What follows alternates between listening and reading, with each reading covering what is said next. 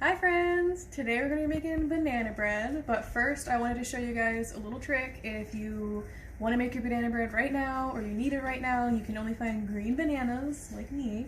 So first you can put them in a brown bag, but that takes a while too. But I have my oven preheating to 350 right now, and I'm going to put them on the baking sheet, and I'm just going to cook them for 3 to 5 minutes, and then we will check in after that. So okay. So I did need to split them into 2 pans, but after 7-ish minutes, they're ripe. So now I'm going to mash them in this bowl and then put together all the ingredients for the banana bread. So we're back. I got my bananas all mashed. They should still be like a little bit chunky. I left my oven on 350 because that's what we're going to cook the bread on. And we're going to put together the dry ingredients first. So we're going to do flour, which is 2.5 cups. And baking soda, which is a tablespoon and a half, or a teaspoon and a half, sorry.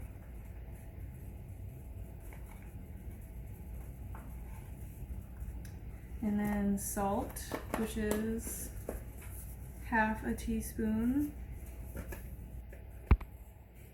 Okay, so now we're going to put 4 tablespoons of softened butter in our bowl. Should get all that in there. And then we have 1 cup of brown sugar. And then I'm going to mix it together off camera, and then we'll come back after. Okay, so I have my brown sugar and my butter mixed together. Now I'm going to add my egg whites. So you're supposed to have 4 egg whites. I actually have 3. So another tip is, so we need applesauce as well. You can use extra applesauce as a substitute for eggs. So you need half a cup of applesauce normally, or 4 ounces, which conveniently is 1 little Mott's cup. You can use regular, or I'm using cinnamon because I feel like they go good together. And then I'm just going to use a little bit extra for the egg white that I'm missing, and put it off to the side. And then we need 1 teaspoon of vanilla extract.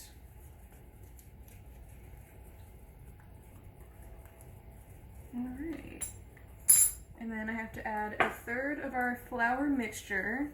And then I'm going to mix that with the mixer off camera. And then I'm going to add all of it. And I'll come back when I start adding the banana.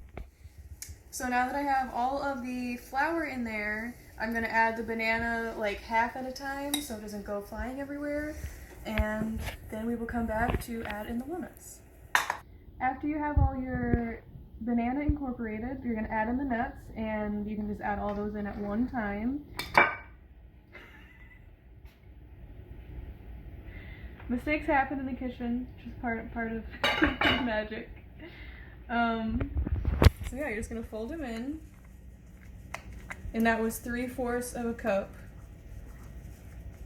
I will definitely give the recipe to our tech gurus so they can add them in the description for you guys. Of course, make sure you ask a parent for help whenever you're using the oven, anything like that, anything you have to plug in, the mixer. Alright, so this makes 2 of these. I only have 1. Of course, if you had 2 of these pans, you could cook them both at the same time.